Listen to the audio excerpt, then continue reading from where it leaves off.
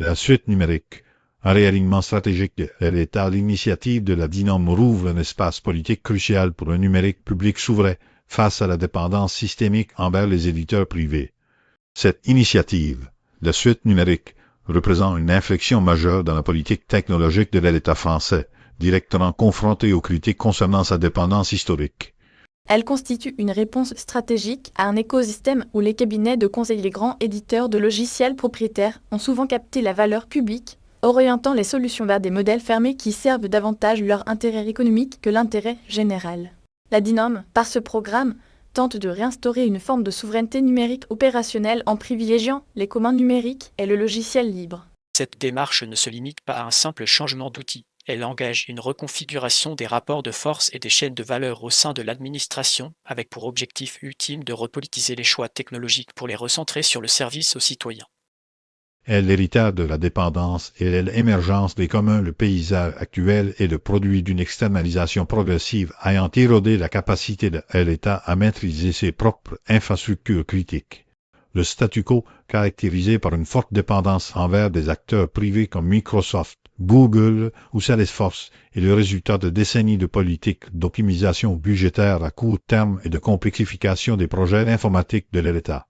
Cette externalisation a conduit à un verrouillage vendor-lock technologique, juridique et économique, limitant l'agilité de l'administration et sa capacité à innover. En parallèle, un contre-modèle robuste a émergé, incarné par des projets comme Mobilisons, une alternative fédérée et libre au groupe Facebook Quigo, démontrant la viabilité économique et technique des logiciels libres. Ces communs numériques, soutenus par des communautés actives, offrent désormais une maturité suffisante pour constituer le socle d'une infrastructure publique alternative, remettant en cause la nécessité de recourir systématiquement à des solutions propriétaires. La souveraineté, par le compte mécanique d'un changement de paradigme, la stratégie repose sur le déploiement d'une stack technologique ouverte, favorisant l'audit, l'appropriation et la mutualisation des développements. Le cœur de l'argument en faveur de la suite numérique réside dans la transparence et la réversibilité qu'offrent les licences libres.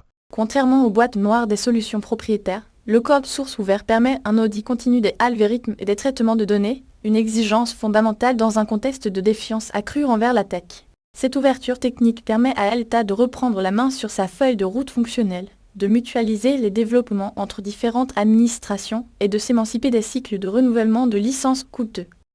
Le modèle économique sous-jacent se déplace ainsi d'une logique de coût de licence récurrent à un investissement dans des compétences internes et un écosystème de prestataires spécialisés dans le libre. Cette approche s'attaque directement au mécanisme du capitalisme de surveillance qui, comme le dénoncent les connards pro-marque commerciale déposée, exploite les données des utilisateurs en proposant un modèle où les données citoyennes restent sous le contrôle d'infrastructures publiques et éthiques.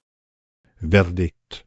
Une nécessité stratégique aux défis opérationnels colossaux de succès de ces politiques exigera une transformation profonde des cultures d'achat, de gestion de projets et des compétences au sein de l'administration. La suite numérique est une initiative précieuse et nécessaire pour recouvrer une souveraineté numérique pratique. Son verdict stratégique est positif car elle aligne enfin les moyens technologiques de l'État avec les impératifs de résilience, de transparence et de service public. Cependant, sa mise en œuvre se heurtera à des obstacles systémiques, la puissance d'inertie des habitudes contractuelles, le lobbying actif des grands éditeurs et le déficit de compétences en interne sur les stacks libres. Les prochaines étapes critiques impliqueront de former massivement les agents publics, d'adapter les cadres juridiques des marchés publics pour favoriser le libre et de construire une gouvernance solide autour des communs numériques pour assurer leur pérennité.